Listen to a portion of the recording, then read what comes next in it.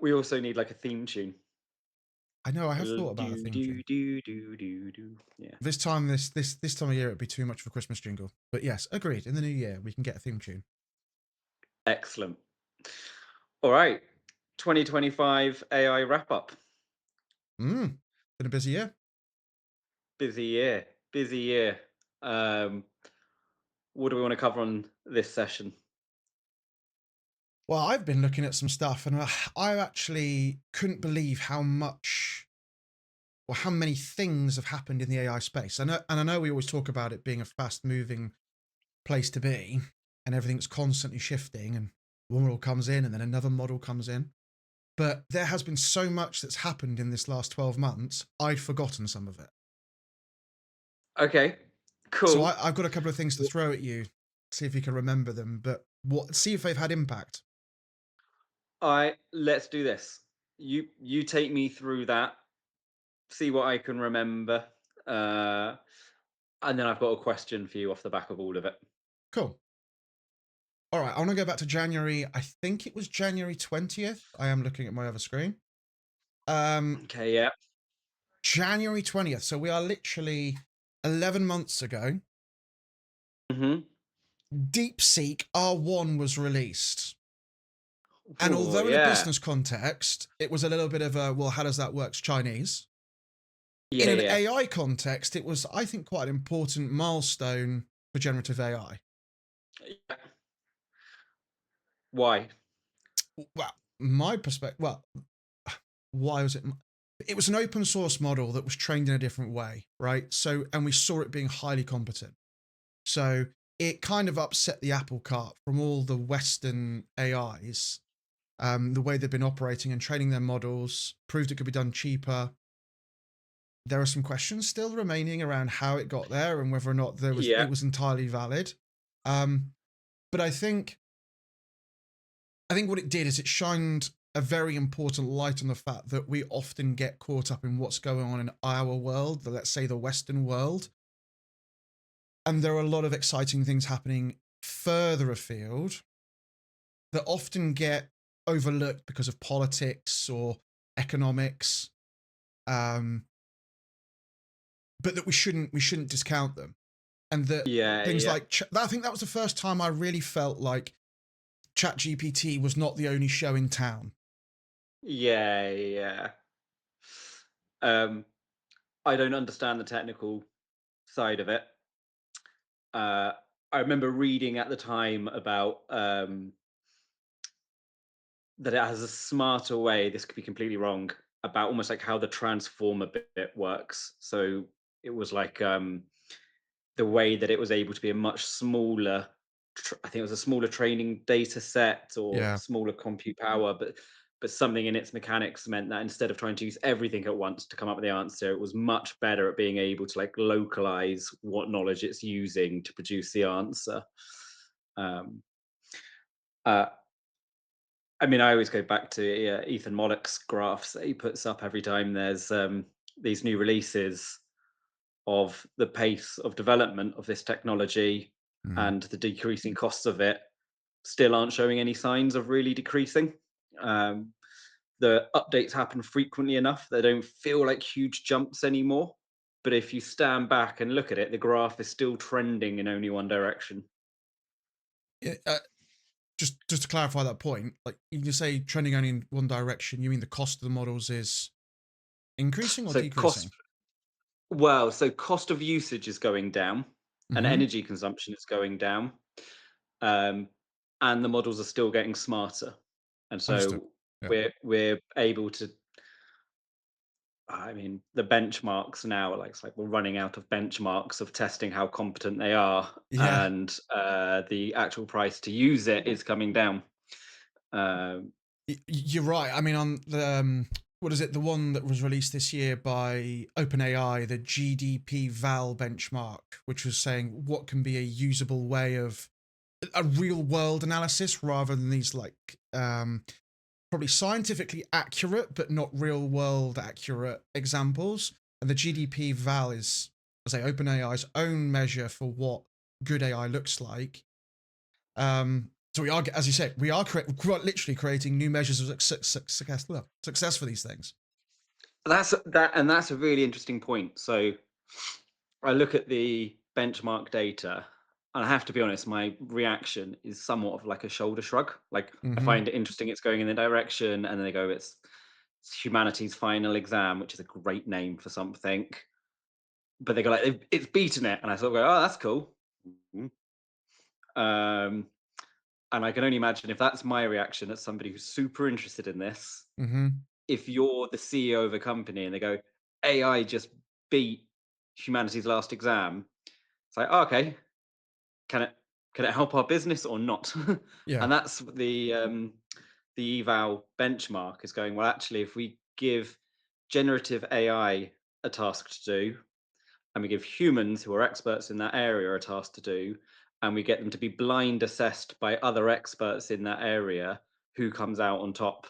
Yeah. Um, and with 5.2 being released, it was a jump from something like a 40% benchmark to a 70% benchmark Yeah, I think it's for AI. 75% in some tasks for the AI, yeah. But I don't think it ever dropped below 50%. So there was, in other words, there was never a time where AI wouldn't be a viable option for that job.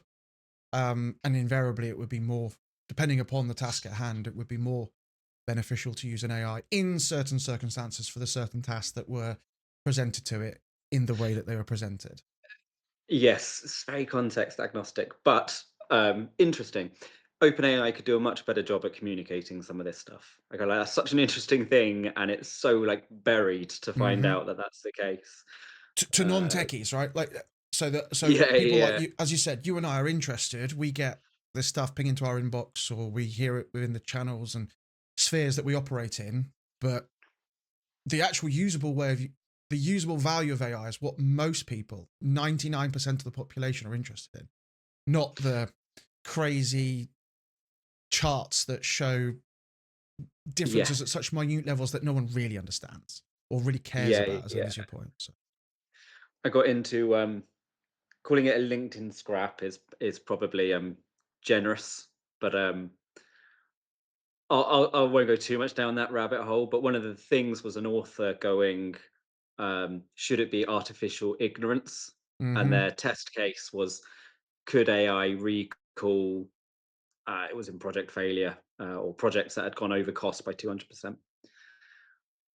Loads of things you could say of that, but one is like it's just such a bad benchmark of assessing AI. But then these good benchmarks are like hidden away and not communicated well. So it Mm, makes us really hard for us to understand what we should be thinking about these tools. So yeah, agreed. I think cool. So that was. Oh, sorry.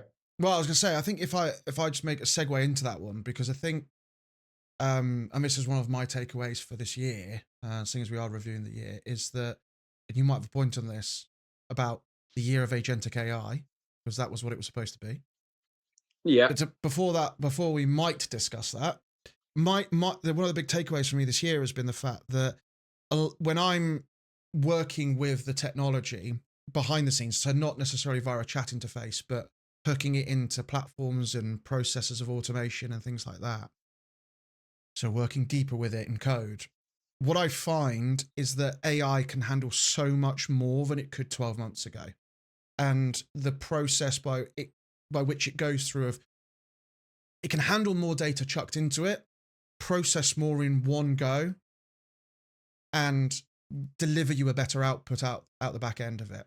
And actually, a simple example of it was, there's a project I'm involved in around sales technology. And at the start of the year, we would have probably broken that process down into, let's say, 3 or 4 different interactions with AI. And now we're able to handle it in one prompt, giving it multiple instructions, but telling it the way that we want it to process it information. And Mm. so rather than break the process down, we have broken it down, but a singular, big, chunky prompt, giving it all the context and information that it needs, and obviously testing it. And it can handle that now. It can go away and do much longer processing than it could do at the start of the year. But most people don't see that because they jump in and use ChatGPT in the chat or Gemini in the chat interface, right? they don't see those leaps and that have been made. I see it. So I feel like profound difference from the start of the year to now. But some of us will see we're no longer using M dashes in ChatGPT, or Yeah, talks, yeah. it listens more to my tone of voice and my personality when it writes for me. But they are actually And I guess, small incremental things rather than what I see as big shift. and what's the I guess I'm not in your world of that side of things. So if I was to go, well, so what? What what does that mean? Um, Complexity of threading AI into our existing processes, or better yet, generating new ones, becomes much simpler. Um, you can much more rapidly test ideas out. And always talk about it in the sense of that whole idea of failing fast. But if you Mm. fail fast, when you find a win, you win fast as well.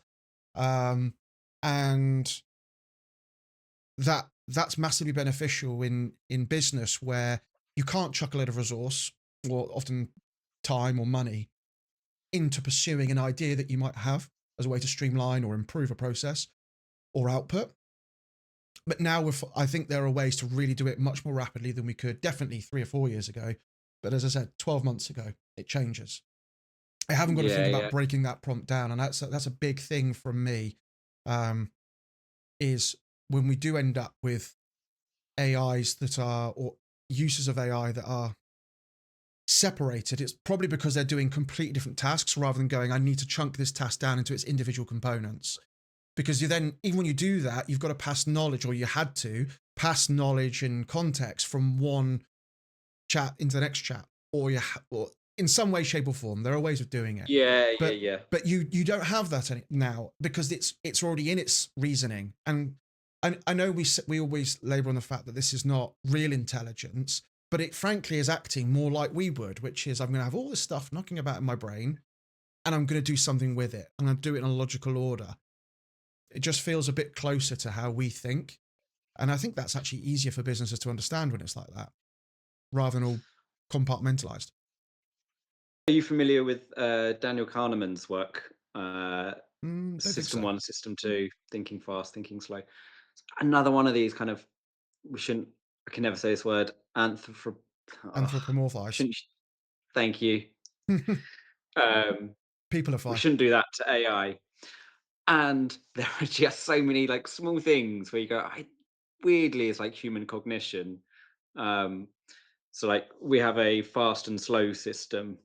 The absolute classic of this, for anyone listening, if you've not had this one before, a bat and a ball cost £1 and 10p.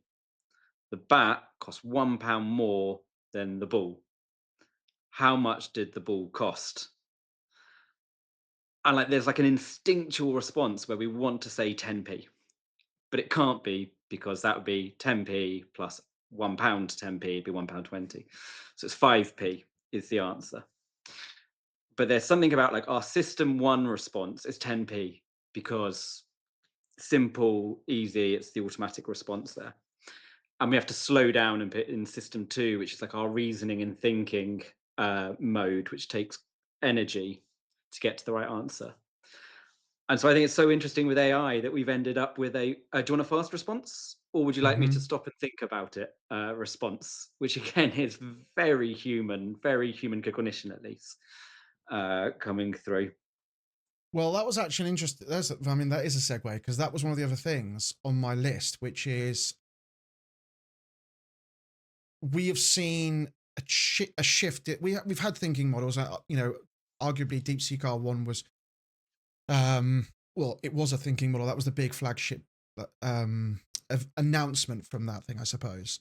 But since then, every single platform, every single large language model has added that granularity of Mm. into the way it works. So, two questions, like, and maybe you've partially answered it with that statement, but what do you think of that? And second, for me, is, do you ever use the fast mode? Uh, what do I think of it? Oh, well, I think it's conceptually interesting because of the cognitive kind of overlap with our own cognition. Um, I think you can push that to the kind of working with a graduate metaphor. That again, like if we take the AI, it's like having a really good graduate next to you. There's times with the graduate we have to go, stop and think about how you'd go about Mhm. this task. Don't just rush into it and then they do a better job. Like I've had that where you work with somebody, you go, well, tell me how you're going to work through this problem, and they do a better job because of it. It's so funny that that's how it works with AI.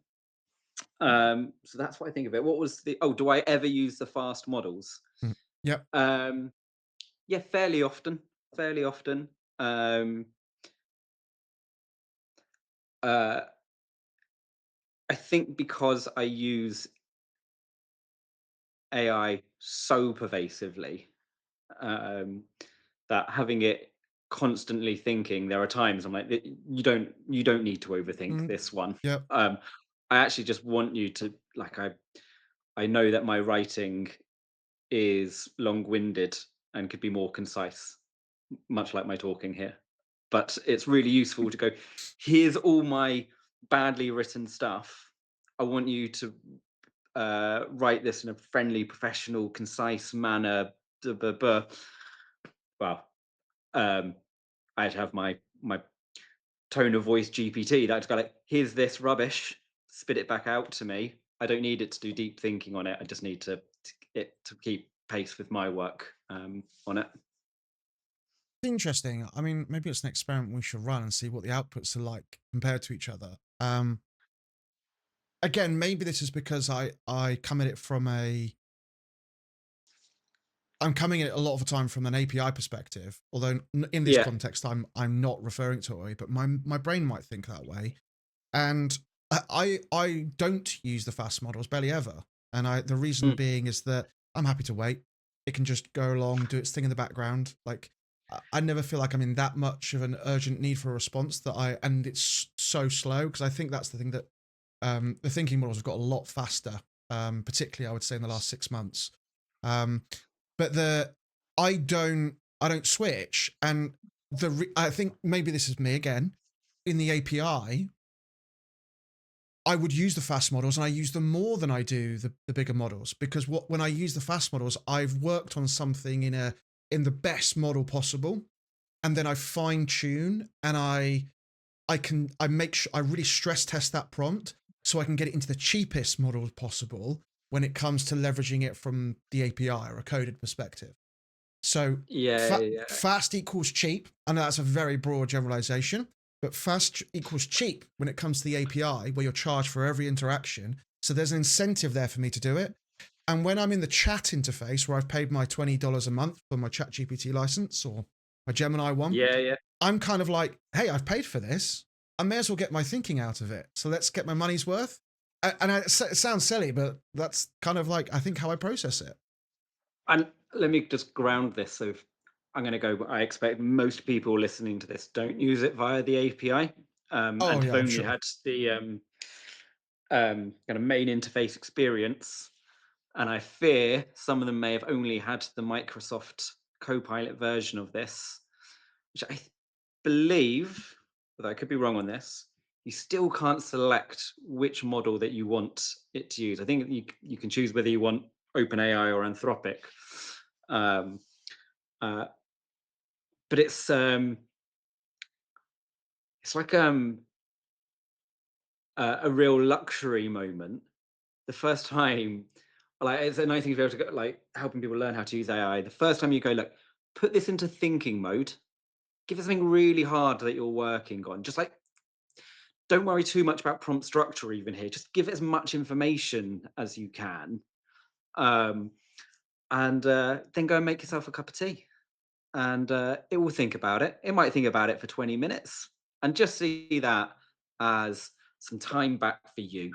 Um, and it's there is a really nice moment where if you're working on something where you're like, oh, it's a big old conceptual thing, or there's a lot of moving parts to this, or a lot to be considered.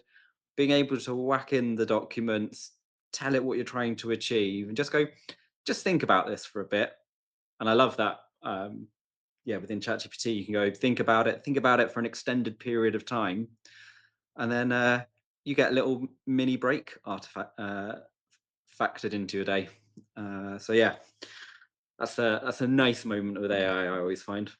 Yeah, that's when that kind of the time back um ROI measure that people always talk about. When am I gonna how much time do I get back in my day? How do I get that? How can we go to a 4-day work week? That's Yeah, probably the only time I really see that manifest, at least at the moment, like, is when you say, like, yeah, stick it in yeah. deep thinking mode, send it away on a task, thank you very much. So, very good. I've got a couple of extra points, but have you from the year, but have you got anything? No, I've got one concluding question. Oh, okay. Uh, Well, we can save that. If it's concluding, we should save that to the end. yeah, So you were kind of touching in something that I also seen across the year, and it's been something I think for most people has been a major bugbear, which is model naming conventions. okay, yeah, Yeah, so we do all we all these models are it's like 2.5, 5.2, 3.5, 3.6. Like it's really confusing depending upon which family or LLM company you're yes, also subscribing to at that point in time, or and it gets very. I mean, the ChatGPT were arguably the worst for this with hmm 4.0 models, and I think the trend we've seen over the year is a unification of those. Arguably less choice. I know you said about the interface, you can have these drop downs, but I think really for the most part, I mean, Gemini just lets you have fast or thinking, yeah, um, and I think we've seen a move to try and to understand that the AI companies were moving at a pace and adding stuff in that was just creating, I would say, eroding the simplicity that they'd started with 3 years ago. It was being eroded in favor of complexity. And I think in the last 6 months in particular, we've seen that kind of a transition back to some degree of simplicity with model selection in the user experience of using these models. And I welcome that. I yeah. think it's a good thing. I, I'm going to go. I still think the user experience of generative AI, um, it's pretty poor. It's not quite what I mean. I think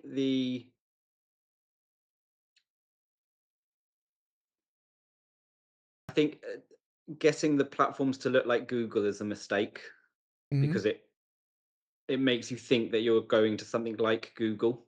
Mm-hmm. Um, Having it do that like predictive end of your sentence thing, it's like no, that's you're putting people onto a chain of thought and a way of seeing this technology that's actually quite unhelpful for Mm-hmm. using this technology.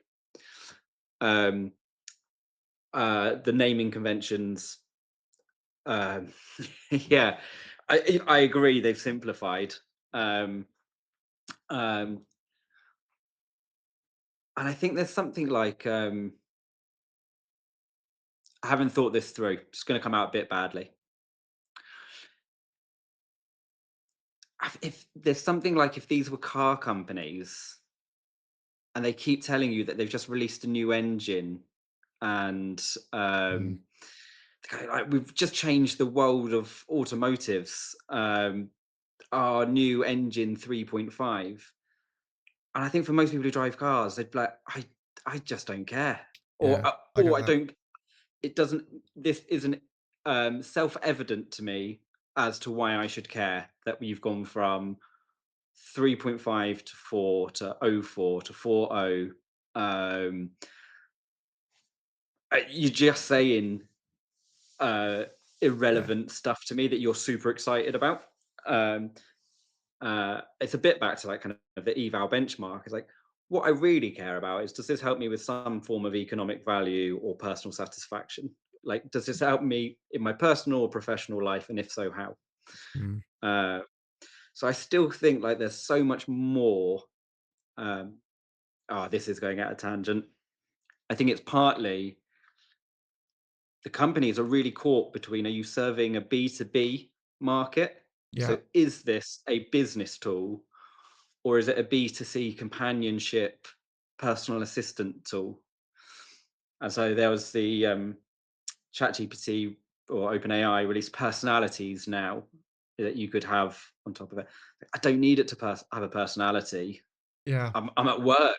Like I don't get to choose my colleagues' personalities. What I Yeah. need is it to be useful. So I'd love to put it in work mode and it's like it cares less about pleasing me and it cares more about being factually accurate.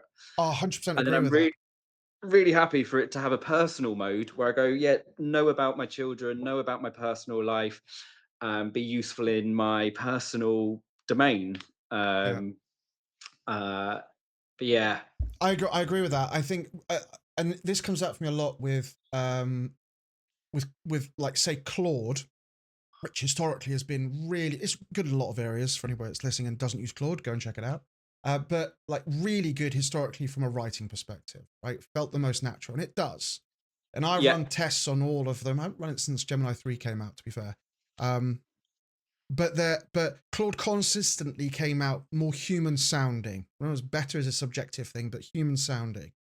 Um, but like, to your point about, you don't care about the personality so much, I feel that same way in business. People would say to me, shouldn't I be using Claude because it's better at writing? And I said, you can do enough in ChatGPT to train it to your tone of voice, your company's tone of voice, their approach to market, mm, whatever it might be. You can do enough of that in ChatGPT without going, I've got to go into pay for another subscription for Claude, or start hooking up my documentation to that ecosystem. Great if you're already there, mm, but don't feel like you've got to switch. To your point, that's much more relevant if you are, say, building a personal brand, you're an influencer, you're doing something on a personal basis, or maybe you work in a department that heavily leverages the need to write a lot of text, like marketing, for example, but not necessarily for the average business person. ChatGPT or Gemini or Claude does enough. You don't need all three to be able to be competent yeah, with AI for 99% of the things that you do. yeah, yeah. It's arguably, Microsoft Copilot. They've partnered up with OpenAI. They've now partnered Mm-hmm. up with With Anthropic. Claude. You can choose your model based on the task that you're doing.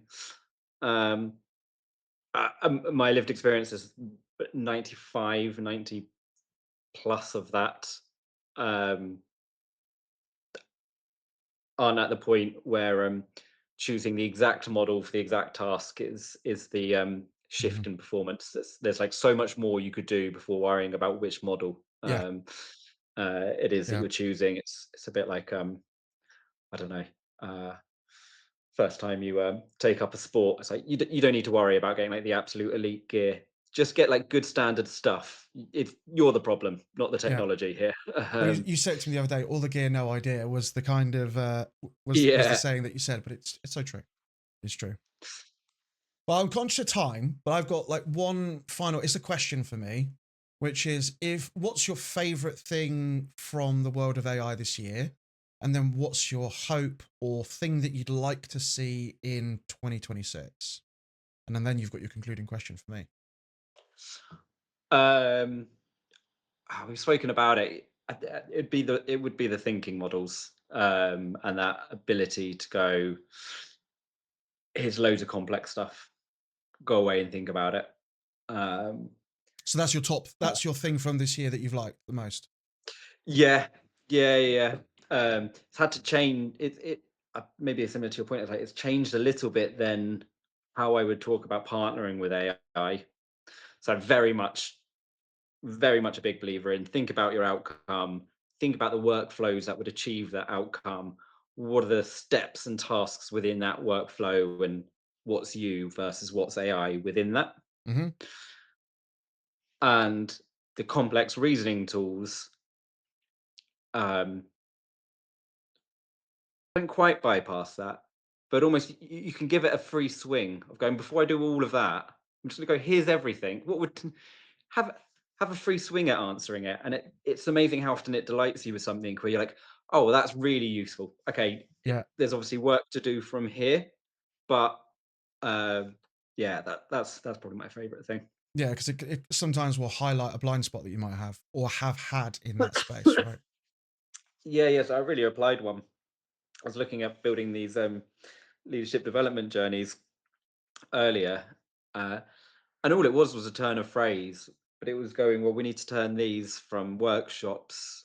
I remember it was like the AI activation sessions or something, but it referenced a bit of the client's language. But it was a really nice one. I was like, okay, okay, so right, I'm going to steal that. That's a great idea. I'm going to steal that into this. So the amount of times it comes up with something, and you're like, oh, that's nice. Um, it's not just productivity; it's Mm, also quality of output, quality of thinking. yeah, that's cool. And then your one thing that you want next year then? Well, so I haven't got to moan about agents, which is probably for the best. We could do a whole podcast on that in the start of the year if you I, like. I can rattle on about that for days. But yeah, Microsoft kicks off the year. They released the Frontier Firm, I think it was their paper at the beginning of this year. Everyone's going Yeah. to end up managing agents, not. Um,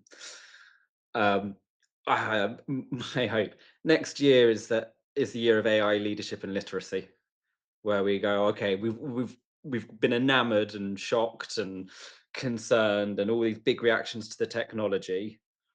Um, we need to shift our focus now to going, okay, well, do the humans who are using this understand it enough?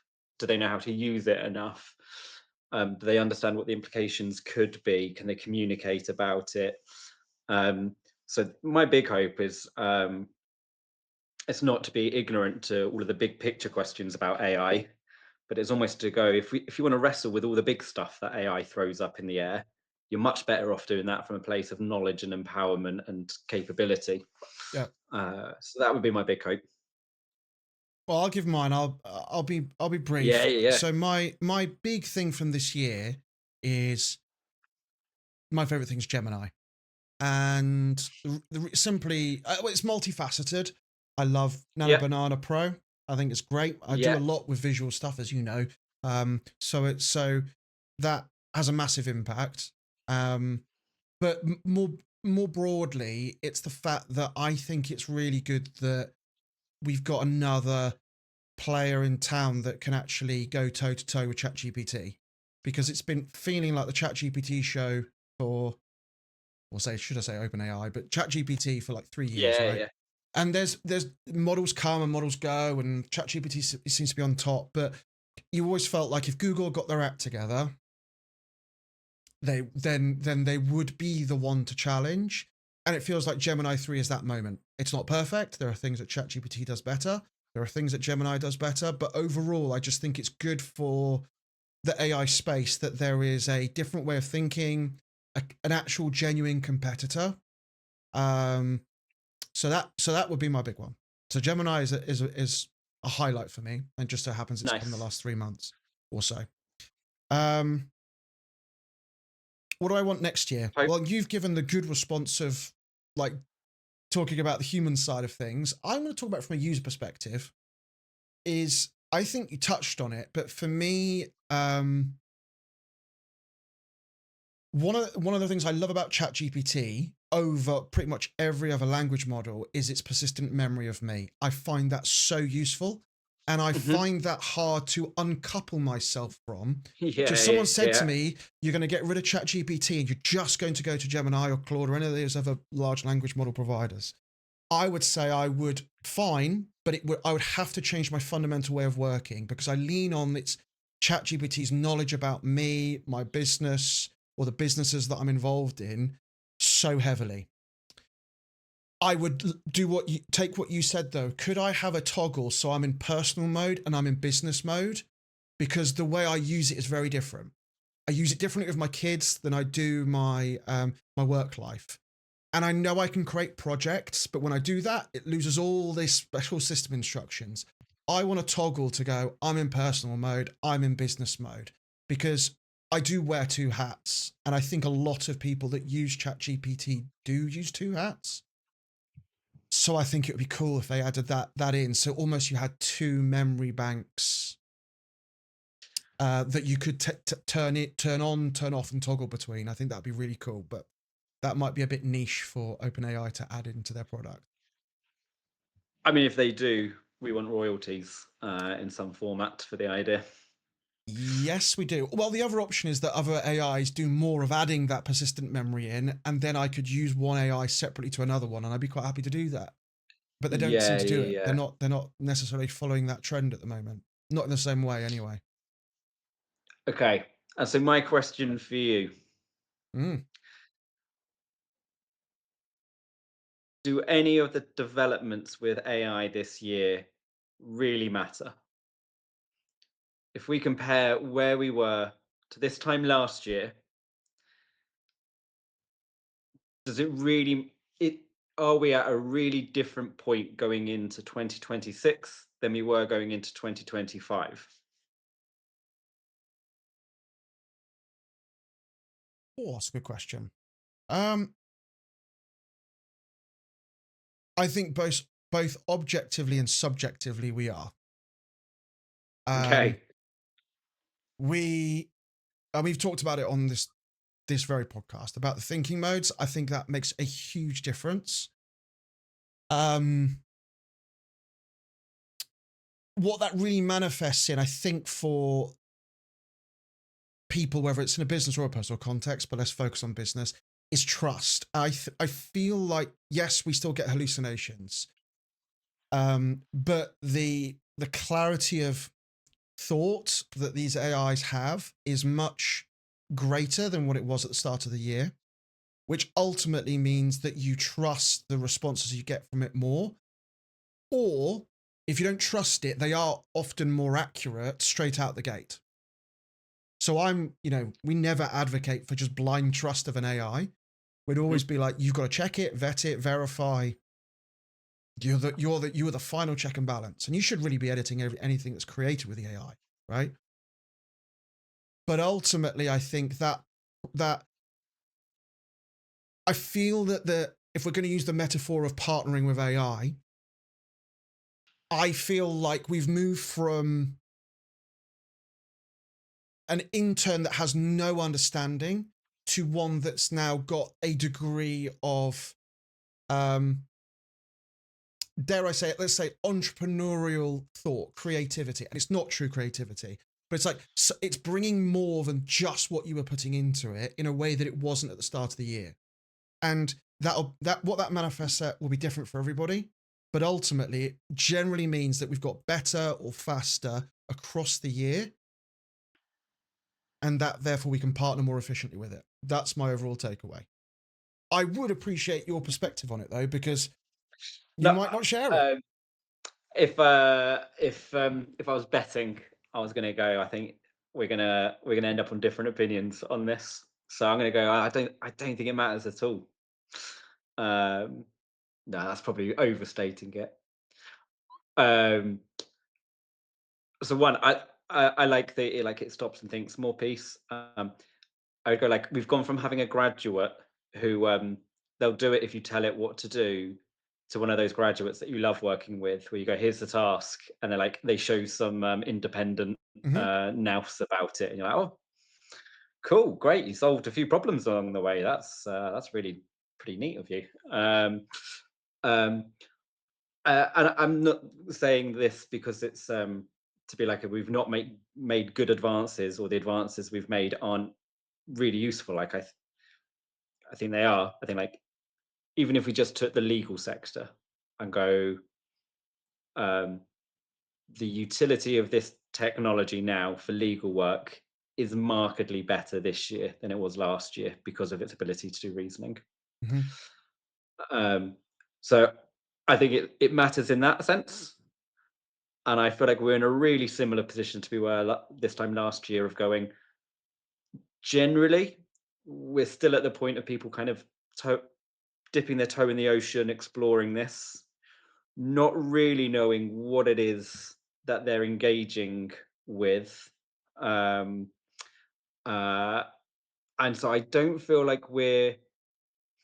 think that the agentic world is nearly where it needs to be for it to be a plug in and play solution Oh, for far from that. organizations. Yeah, it's far away from So that. we're still really in the world of like, well, it's human and AI partnership.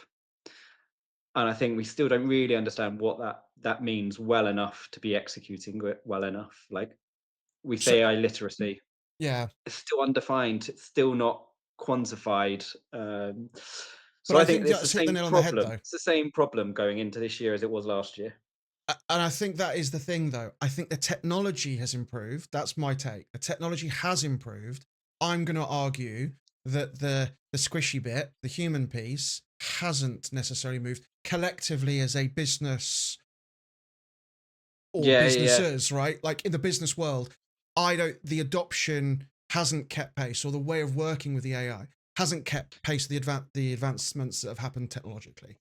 And Yeah, so yeah. maybe that is the overall takeaway that you and I might have, is that, and it goes back to your literacy point, We is can agree that on what we that, want to see definitely. moving forwards? That better use, better understanding, better use of a tech at a simple level will enable these advancements that I see to be more readily used, as opposed to Yeah, just yeah. being cool things that don't get leveraged effectively within business. Nice. All right, we'll agree on that, definitely. That's a good point to end. Um, Yeah. Other than that, happy Christmas. I hate saying happy Christmas. Always Merry Christmas. Happy Christmas. I just can't gel with that. It's happy birthday.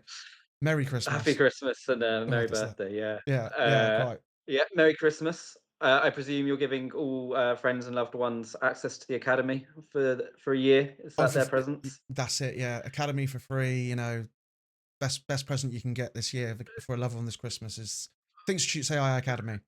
Love Shameless plug. Well done. it. But we will see everybody in the new year, and we will pick up with a cadence of these quite rapidly. So just keep watching. Make sure you subscribe to the services that you are streaming this on, and we'll see you all in the new year. Wonderful. Take care. Cheers, Dex.